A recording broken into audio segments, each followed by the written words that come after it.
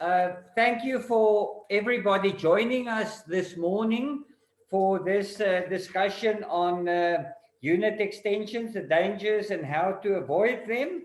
Um, I'm seeing quite a lot of people joined us already. Welcome, Judy. Welcome, Elise, my very good friend, Johan, Leonie, and then two people with very unique names, iPad and Samsung. Very welcome to you as well. Um, I just would like to give the webinar courtesies for you to start off with.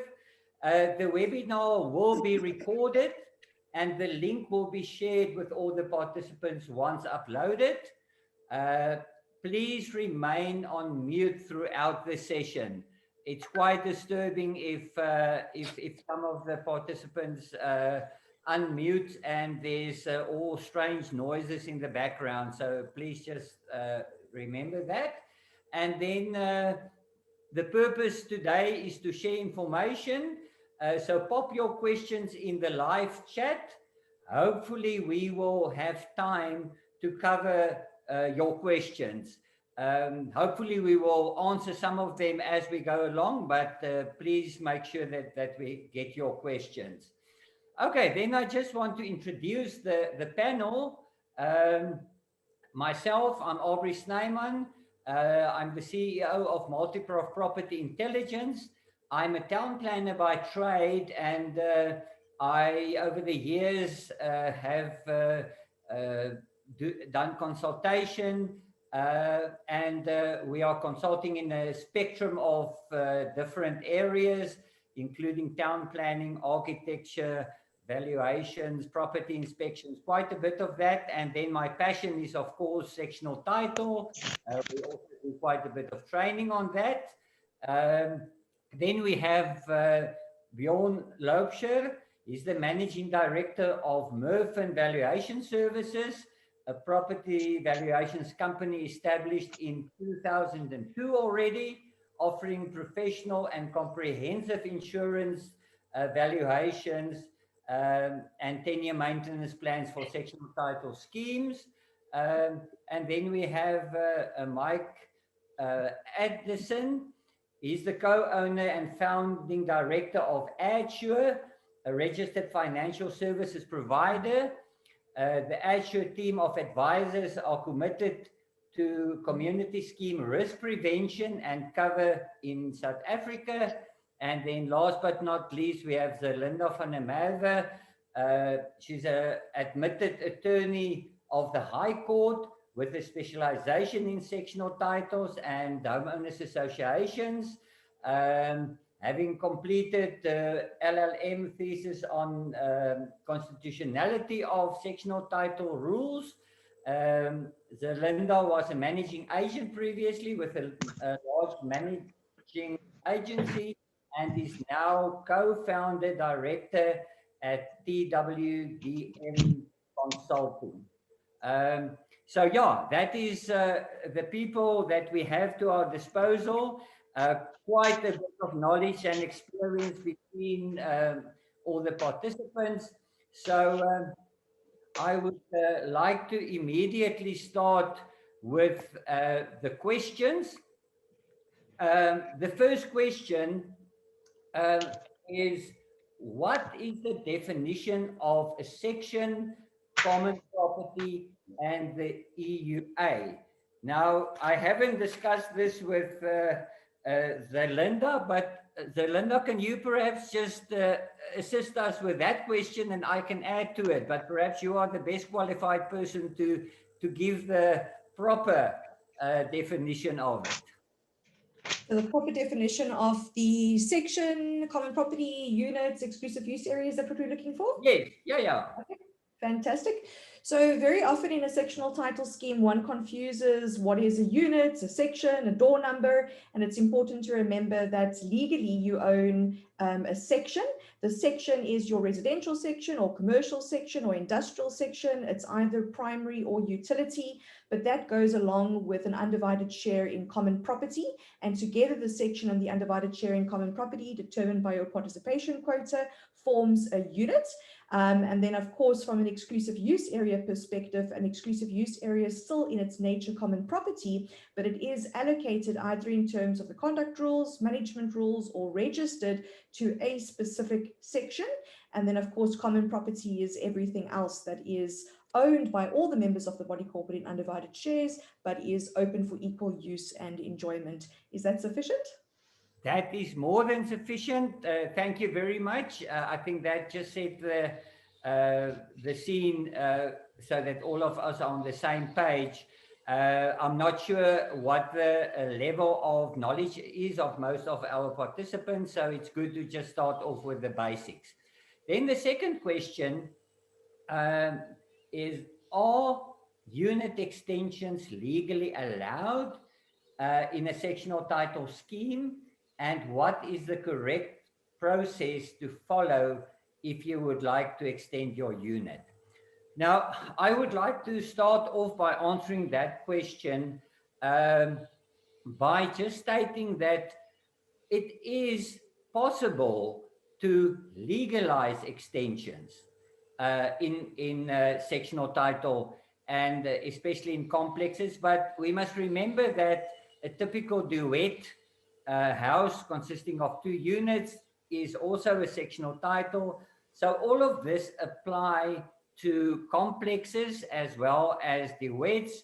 Today we'll focus more on the complexes issue. Now, it is not a straightforward process, and I think that is important to understand. There's many knowledge around that say, okay, you must just ask the trustees, and if they give you permission, you can carry on. It's unfortunately not that simple. There's at least 15 or 16 steps that needs to be taken when you want to legalize any additions and extensions. And it's important that you are aware of the full process of where to start and where it ends before you get involved in something like that. Now, the first thing I would like to stress, and that's especially for the managing agents and the trustees, whenever a request is received to give permission for any extensions, a yes or no is never a good idea. If you want to support it and you're happy that it will fit into your complex, it should always state that the trustees have in principle no objection, on condition that all town planning regulations, all building plan regulations in terms of the National Building Regulation Act, as well as all sectional title conditions are adhered to. By doing that, one prevents the typical situation where an owner that is none the wiser receive approval from the trustees and accept that that is it. He can carry on. He don't have to apply for any more according to any other rules or regulations. So I think that's the first thing. If you can take that away today and never just give a blank approval, because there's lots of information that is really required to make a decision like that, and we'll talk about that a bit later. Now, the process of legalizing will include, and it's not the full list, we need 2 hours to just go through the full process, so we'll just look at the basics. Firstly, one must determine what is the status of the area where you want to make this extension. Is it common property? Is it exclusive use? Or is it already part of your section as registered on your sectional title plans? So the first step would be to ensure that you have all the documentation required by all these different rules and regulations at hand so that you can make an informed decision on that.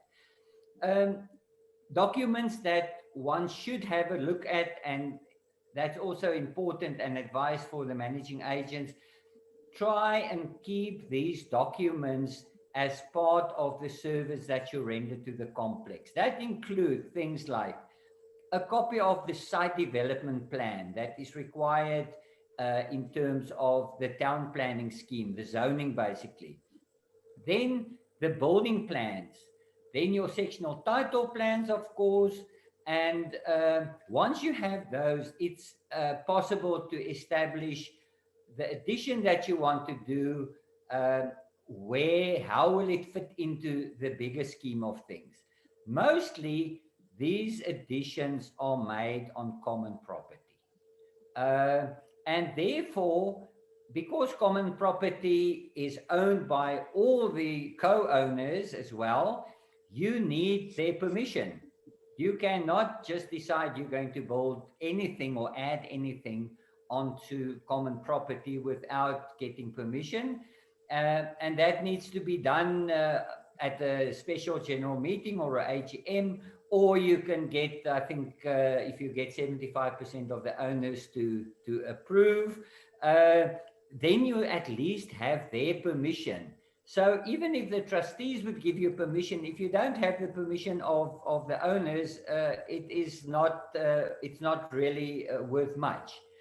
Then, of course, you must appoint an architect or draft person to make drawings of what you want to add.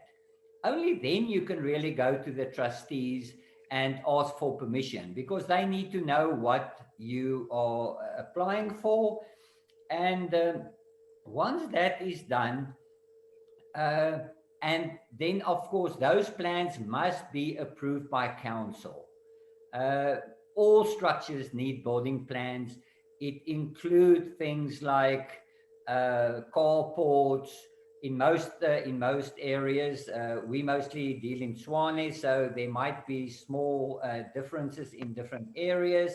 Lapas, Wende houses, extensions to the unit, enclosing of balconies and patios. All of that have effect on certain of the aspects that is in the different laws and regulations.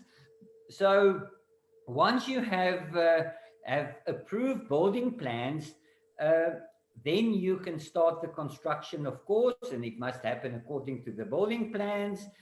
And only after that have been done, in most cases, it is possible to ask a land surveyor to come and survey the addition that have been done. Interesting, if this was done on exclusive use area, of course, the exclusive use area must be made smaller, because you can't have a piece of exclusive use area inside your section as well. So once that is done, you need to fix that up as well. So the land surveyor will go through a process, and he needs to get approval then for the change to the sectional title plans. And with that approval, you can carry on with a conveyancer basically to make those changes. And eventually the conveyancer will also make the changes to the sectional title itself, and the new area will be added to it. Let's just have a look. And then, of course, that must all be inspected by the building inspector, because eventually the end of this process is you need a certificate of occupancy for this addition that you have done. Um, it's just a very short introduction, basically. Each of these have many steps, and I might have even left out some of it. So I don't know if any of the other, anybody else wants to add to that. But be aware that it's a long process. Aubrey, could I just add one thing to it? Yes, please. Fantastic. So very often in practice, I'm asked whether or not an extension of a section or a creation of an exclusive use area is purchase or a sale of common property, and it isn't. And then, of course, along with that question goes, surely if somebody wants to extend their section onto common property or take a portion of common property to be their exclusive use, they should be paying the body corporate for it, because their market value is going to increase. Therefore, everybody should be sharing in that. And I often tell my clients, if you're open to compensating the body corporate in some way or another, of course you can, and that can be part of the special resolution that is needed, or the special unanimous for the exclusive use area route, but it is not in any way, shape or form a purchase or requiring a sale agreement or a purchase consideration or anything along those lines. And very often we call this compensation a deal sweetener. So in other words, we will give the body corporate X amount of money to fund whatever project is maybe required in terms of the maintenance, repair and replacement plan. And then of course, in exchange, we will get your special resolution. Of course, that often doesn't work, because once one offers money, people tend to want more. But it is interesting how often that question comes up. Thank you. Thank you very much. That's valuable information and 100% correct, of course.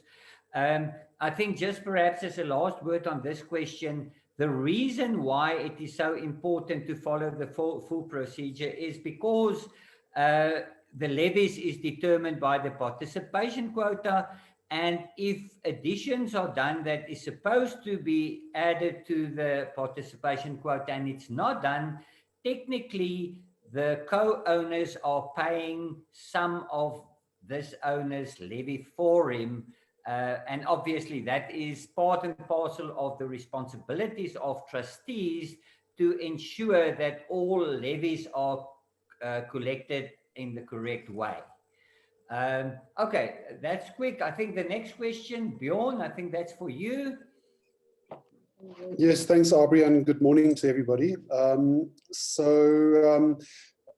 In most of the complexes that are surveyed by Merwe, our valuation exposes the fact that some units have additions that don't reflect on the approved sectional plan and that no one was aware of, sometimes not even the owner.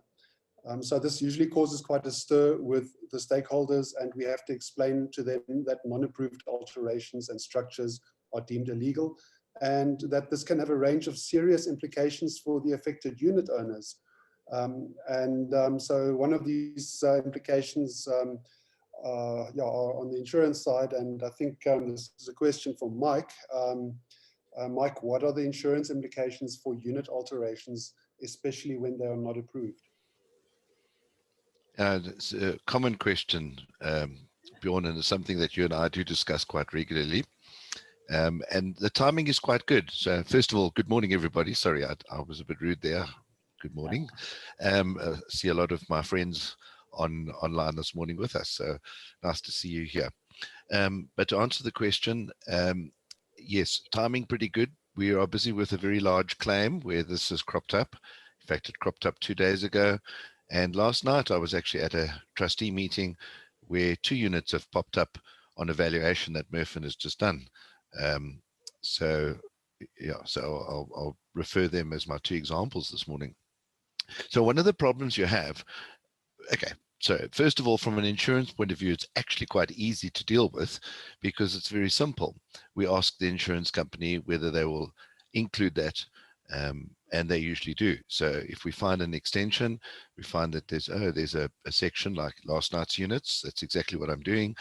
There's a section which is 112 square meters shown on the sectional plan, but in fact the one is 144 square meters because they've done an extension. Whether it was done properly and the plans were all done at this point, that's to be established and found. But it's very simple. I ask the insurance company, please note section number so-and-so has an extra 20 square meters. Will you accept that? And then they might ask a question or two, but they would normally endorse the policy, including or just noting that there's an extra 20 square meters on that property. And that's prudent.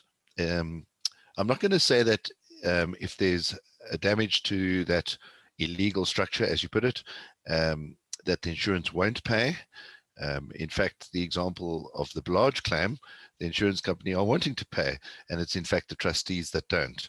So the problem is not putting it on cover. The problem is more when it comes to claim stage that you have issues. Okay, and some of the issues that would crop up would be, for example, the trustees may be in dispute with that owner regarding that structure.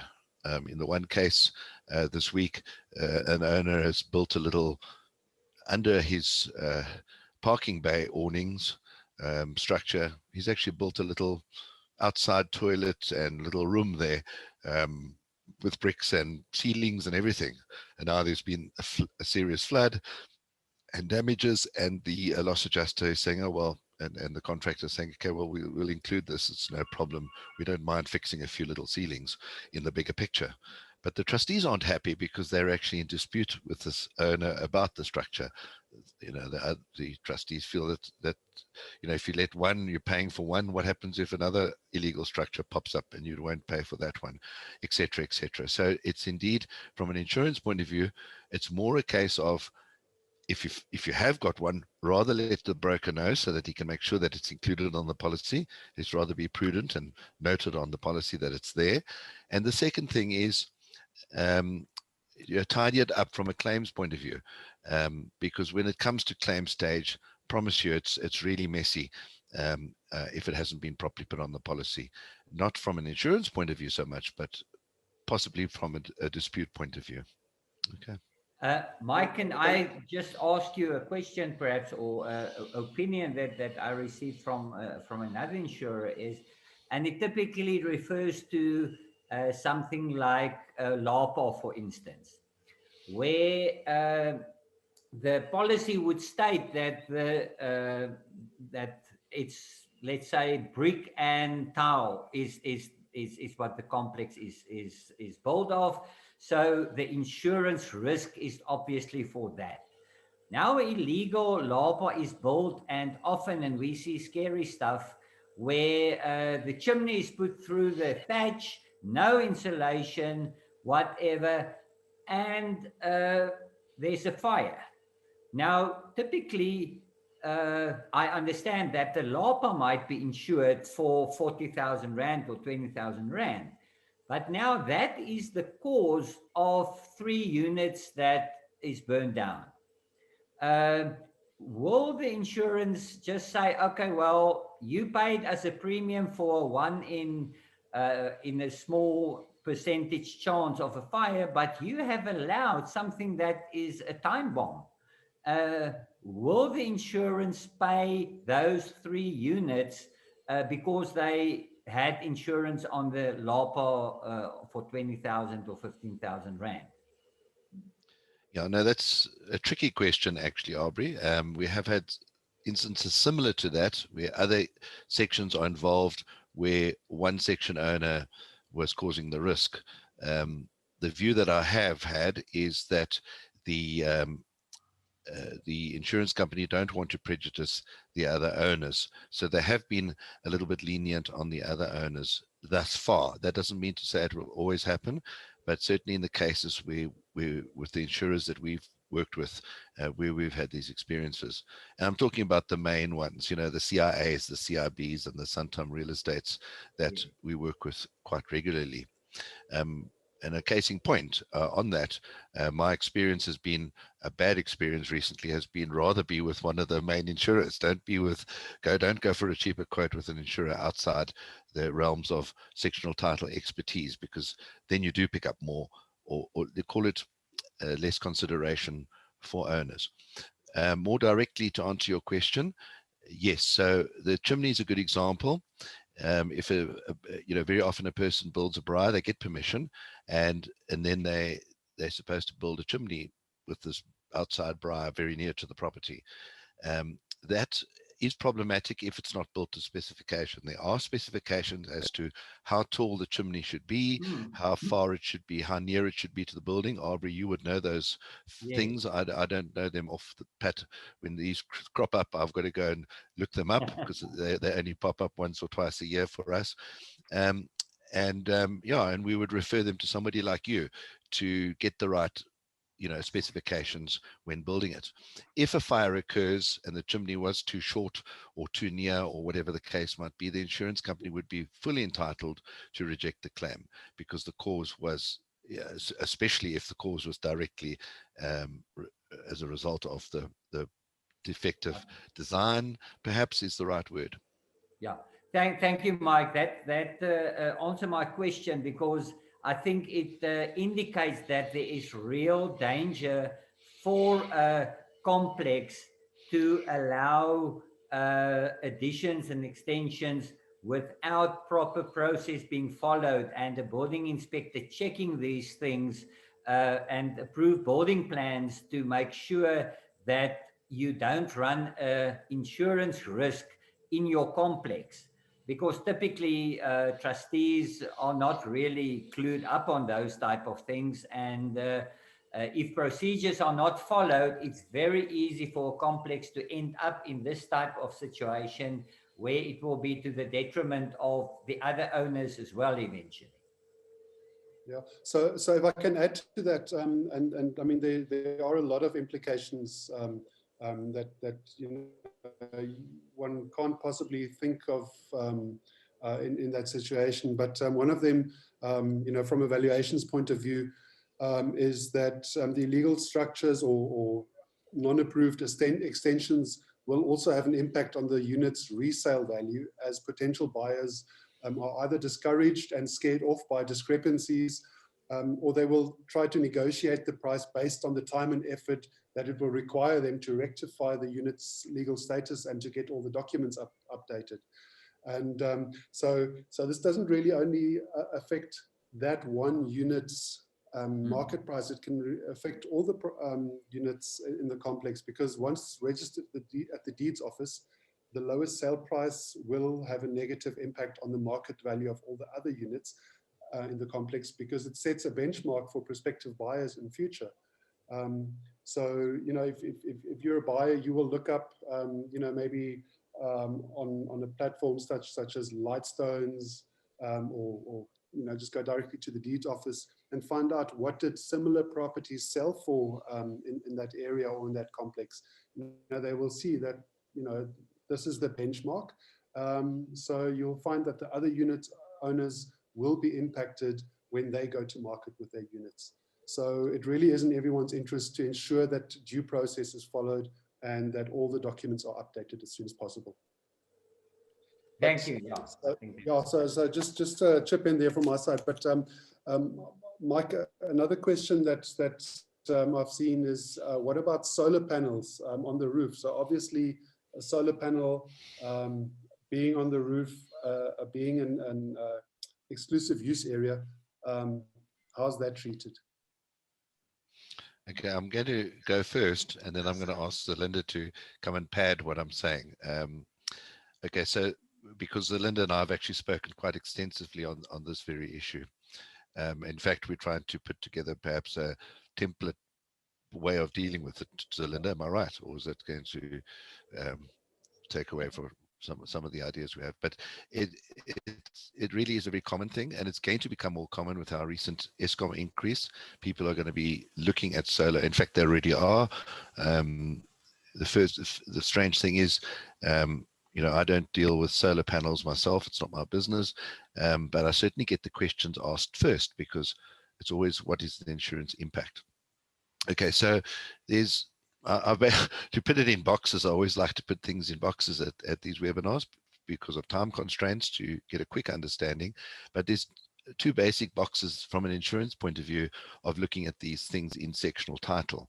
I suppose in many respects it would also apply to HOAs, but sectional title more so because of what Zerlinda and I have been speaking about. So in terms of a hot water solar system, that I put into box 1, and I put the other solar electricity. So where the solar panels are on the roof, and then they're going to feed into batteries, I put that into box 2. Box 1 with the solar hot water installation, it might be solar panels right next to a geyser on the roof, or the geyser might be in your garage, but it sends, you know, the heat or whatever that does technically to the heater. I would consider that a hot water installation. And there you would rely on prescribed management rule 31 to some degree. So you would have some comfort there. There's still issues to look at, but it's largely dealt with with prescribed management rule 31, and Zerlinda can expand on that part. The second box, which is when you're starting to put panels on the roof, and quite a few panels, because you probably need quite a few of these PVRs, I think they call them, which then feed to a whole battery bank in your garage. Or you might even need batteries on a common area that you borrow, or on your exclusive use area. And there we're starting to get into different territory, because now you've got solar panels on the roof. It's not the hot water installation, it's something else. And you know, I've been leaning towards, you know, perhaps an exclusive use area needs to be created for that. And there Zerlinda can expand, because the problem arises, you know, from an insurance point of view, it's quite easy. You tell the insurance company, we've got these panels on the roof. And in fact, in most cases, they're automatically insured when they go on the roof, because, you know, you're on an all risk basis. And as far as normal perils go, it's covered. Hail or, you know, storm damage or whatever, it would be covered. The problem arises as to who's responsible for the excess, who's responsible to maintain that. You can have all sorts of agreements between the trustees and the owner at the time, but what happens after that section sells? So from an insurance point of view, very easy to deal with. Actually, we just tell the insurance company that this is what's there, and you know, how do they want to deal with it, and then we might get a little bit more cleverer on some of the things we're doing with the solars these days. But to answer the question and correct it or pad it a little bit, Zerlinda, over to you. Thanks, Mike. It's definitely something that we've spoken about and has come up quite often. For example, the Sectional Title Facebook group has asked the question quite a lot, and it's something that we deal with almost on a daily basis as well. I know Cape Town has had its fair share of requests for water tanks and geysers and solar panels and all that fun stuff. And most new developments are obviously going that route immediately, so it's not even an issue. When we get this type of question, the first question is, where is it going to be placed? Is it going to be placed outside of your section? Is that then common property, or is it part of an exclusive use area?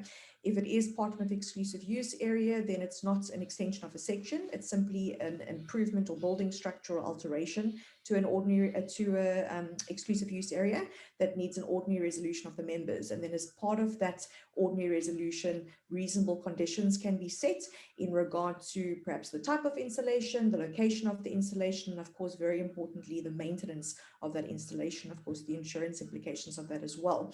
If it is going to be placed on common property, obviously it needs to be placed in such a location that is not going to cause a nuisance or disturbance or unfairly utilize a portion of the common property that now cannot be utilized by anybody else. And I recently had a client say to me that in a high-rise building, an owner wanted to put solar panels on the roof to serve only their section, but it was going to be of such an extent that after a couple of requests, there would be no more roof space to serve any other section. So that's quite interesting. And the answer was that in terms of your conduct rules, you should have regulations as to any type of installation, be it solar panels. There was a question about inverters, generators, water tanks, any type of installation that one can think about. And the regulations and your conduct rules need to set out whether or not it is allowed, where it can be installed, if it is going to be installed in certain locations, how it needs to be installed, sometimes even relating to the size or the make or the type of installation, of course, and then very importantly, who is going to be responsible for the maintenance, repair, and remedial work of that installation. If you're going to install it on common property without any approvals or without any rule allowing you to do that, And of course, without it being an exclusive use area, then the body corporate becomes responsible for that. And that's very unfair. And of course, a very costly exercise. So the idea of allowing an owner to put this type of installation up on the common property and then creating an exclusive use area right over it is probably the most comprehensive or protective measure the body corporate can follow. But if it doesn't do that, it has to be regulated in terms of the rules. Otherwise, stay away. Okay, yeah, no, thanks, Zerlinda. Yeah, and I suppose that also applies to any other EUA installation, you know, be it a swimming pool or a lapa or a braai area. Yeah, they all need to be treated with the same procedures. So, yeah, no, that brings me to the next question. So, must all body corporate members consent to a unit owner wanting to encroach on exclusive use area? And I've heard there, Abrie said something about 75%. You know, who gets involved and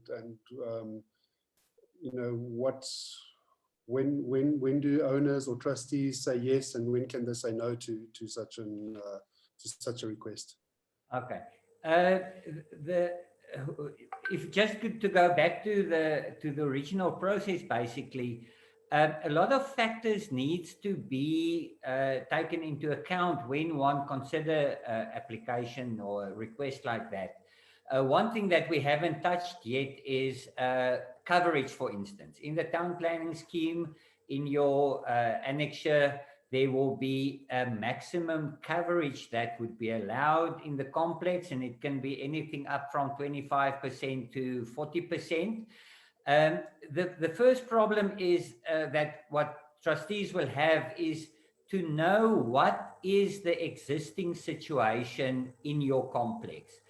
And we find, especially the older complexes, so many changes have been made over the years, so many roofed areas have been added, that it is virtually impossible for trustees to make a call on something where more roofed area is requested, for instance.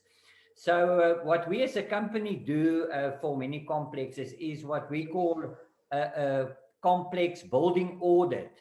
So we will collect, see if we can find building plans. If we're lucky, we will get the approved sectional title plans, and then we will physically go out and survey each of the units.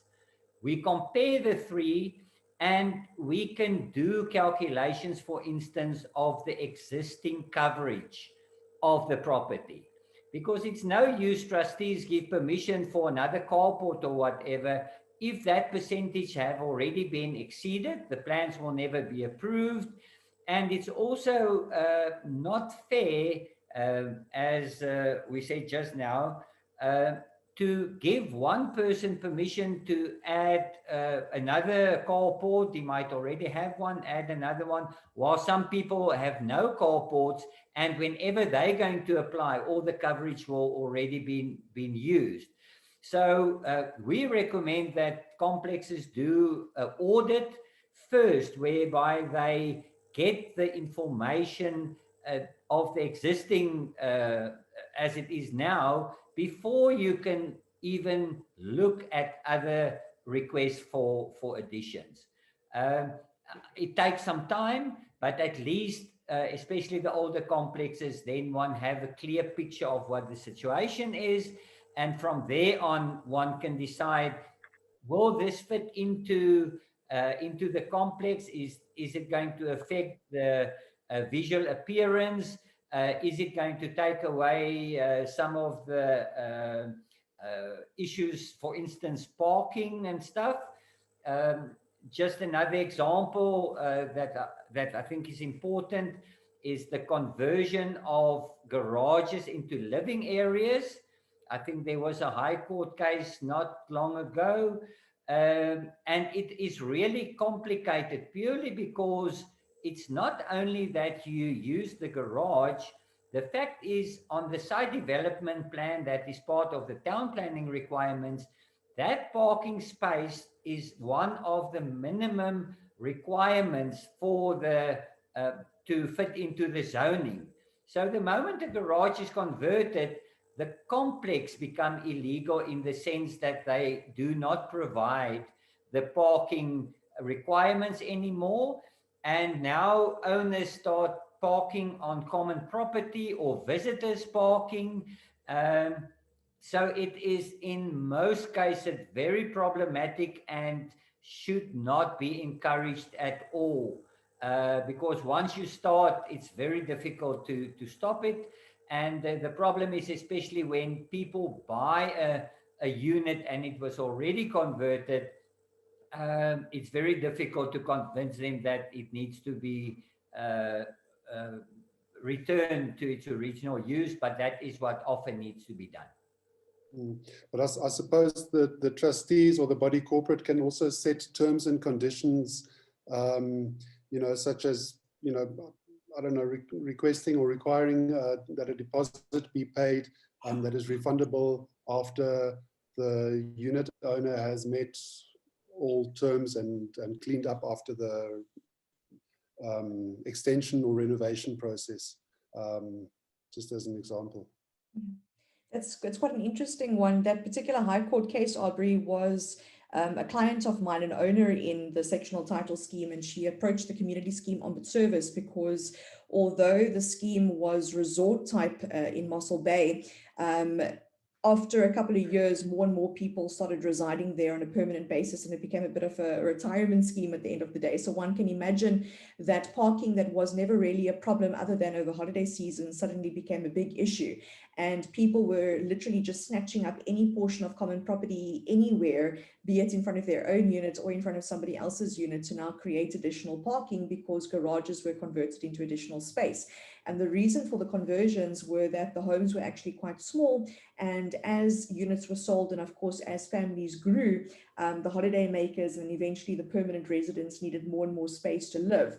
So, it was a reasonable thought process of theirs to say, well, it's my units. I'm not using the garage. We don't need to park the car in the garage. We can put up a shade port or whatever it might be. Let's go ahead and convert. But of course, they didn't follow the right process. And legally, it needs the written consent of every single owner. So that is, that's quite a big, tall ask. And unfortunately, the owner was not successful at the community scheme ombuds service, but she felt strongly enough about it that she took the adjudication order on appeal. And my colleague Simon Thompson from BBM Attorneys was the lead attorney on that. And I think it was quite a landmark judgment for sectional title in regards to change of use. And, besides the municipal considerations of whether or not a garage can be a habitable space and what needs to happen to it to make it a habitable space, if you're going to convert any part of your section or any section or exclusive use area to anything other than what the sectional plan say or the building plan say or the rules of the body corporate says or physically what it is, then you need the written consent of all owners. And if you can't get that, you can approach the community scheme ombuds service for them to make the decision on the owner's behalf. And sometimes it's not a matter of not getting the consent because people object. It's not getting the consent because people can't be bothered to reply, which I suppose is every single managing agent's nightmare. But that was a really good one. I would recommend that everybody on this webinar definitely go and have a read through that. Thanks. I can add something on the insurance side regarding garages, conversions. Mr. Chair, can I carry on? Go ahead, Mike. Okay, so one of the issues that I see, and we all know that this is very common, and I'll go and visit a new scheme or an existing scheme, and somebody will proudly show me their conversion. Their double garage is now beautifully tiled, and it's there. In fact, the one that springs to my mind is one in Edenvale, where this beautiful double garage is. This elderly couple are so pleased and proud of their knitting room. They've got knitting machines, and this is their hobby room, and so on, embroidery. And I just feel so, I looked at this and I thought, oh, I haven't got the heart to tell them. But it's problematic because what they've done there is they've taken the doorway. Now, Abrie would perhaps know more about this than I do, but when usually between especially a double garage, and your residential part of the section, you have a fire door, and the fire door is obviously a requirement in terms of normal fire safety, and it prevents the spread of fire. Fires that may start in the garage because of some combustible material could now spread into the house, or vice versa, and cause a bigger damage if the house fire spread into the garage. So of course an insurance company would have the right to be very apprehensive when it came to a fire claim under those circumstances. In this particular case, they knocked out the door and built a beautiful arch, double arch for that matter. So, I mean, we could fix it. We tell the insurance company, look, the spread of fire risk is higher now. Are you happy? Yes, we're happy. But if I hadn't even just simply endorsed the policy like that, had a fire occurred there would have been a problem. So, just bear that in mind. The spread of fire is one thing, but you're also what they call increasing communication when you extend. So the insurance company have given you a premium based on a certain square meterage they've looked at. We've given them a schedule of replacement values, which might say 120 square meters, but actually there's 160 square meters. So when the fire comes, the insurance company would be well within their rights to say, well, we're actually insuring 120 square meters, not 140 square meters. So just, bear those things in mind. If there are alterations, let the insurance company know, or let your broker know, so that your broker can deal with it. As long as you've got an email to the broker advising him or her on what has gone on, I think pretty much the managing agent is covered. But there's a huge onus, I believe, on the portfolio manager to look out for these things. Zerlinda and I have, about a year ago, Zerlinda, you might remember, we looked at, that's where I learned the block plan versus, for many years I've called the sectional plan the layout of the place, the footprint, but because Zerlinda has corrected me, so I learned last year that it's called a block plan. And I always look at the block plan. It's a very important look down on the place. And when when Merwe have just gone out to do a valuation, and they've I look at the valuation, and then I try and take a picture of I try and bring up onto my screen the block plan, and then I look at a Google map to try and see where these things are, because and see, Merwe identifies some of them, they can't get to those areas, and it puts a huge, I think, responsibility on the portfolio manager. Trustees and owners don't understand these things. The portfolio manager is probably, Zerlinda may or may not agree with me, but I believe the PM has got almost a responsibility to, as their sort of paralegal advisor, to let them know, look, there's something going on here. We need to sort these things out, and definitely bring it to the insurance company's attention. End of story. Okay. So I think we're slowly running out of time here, but I want to throw in one last question, and I see there are a lot of questions on the chat, and we won't let them go unanswered. We will actually, when we send out an email with the link to the recording of this discussion, we'll try and also just go through all those questions and see if we can answer as many as possible of them. So that nobody misses out. But one last quick one, and I think we can get a quick answer from Zerlinda on this one. Who's responsible for, or who pays for the registration and correction of the documents and everything if a previous owner made additions and alterations without approval? So the next owner moves in and finds that he's sitting with this problem. Who's going to be liable for rectifying that problem and getting the sectional title plans up to date again? So that's the answer that makes me public enemy number one, unfortunately, and that is whoever is the registered owner at that particular point in time that discovers the mishap.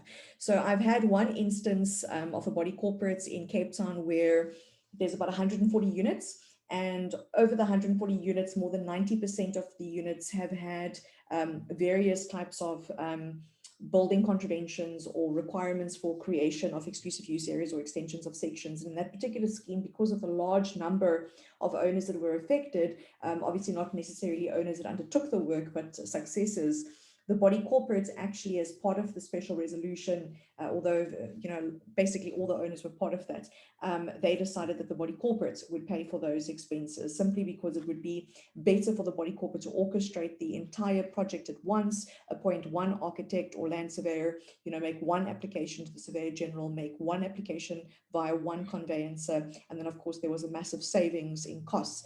I have never seen it happen anywhere else other than this, and it took like 3 years to be able to formalize at the end of the day.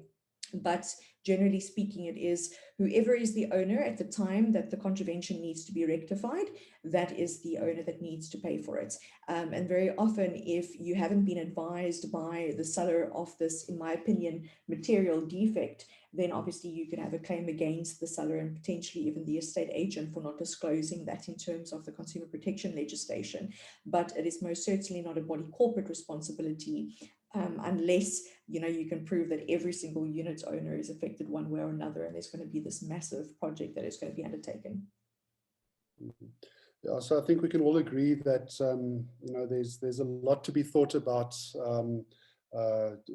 before you think about your extensions, and it's not just about what am I going to build and what's it going to look like, but the whole process that goes into it. And I think it would be prudent for anyone to first consult with or get legal advice from someone like Zerlinda, speak to their broker, someone like Mike, before they go into the whole, or jump into the whole process. And it's a very complicated issue. So I think unfortunately we're running out of time, and like I said, we will get to all the questions. We will send a follow-up email to everyone that participated today. Look out for that sometime next week. Give us a few days, please. And I would like to say thank you very much to Zerlinda for joining our discussion, and Mike, you as well. And yes, to Multiprof Abrie, thanks for co-hosting this. And with that, I'd like to wish everyone a happy weekend, and see you all soon.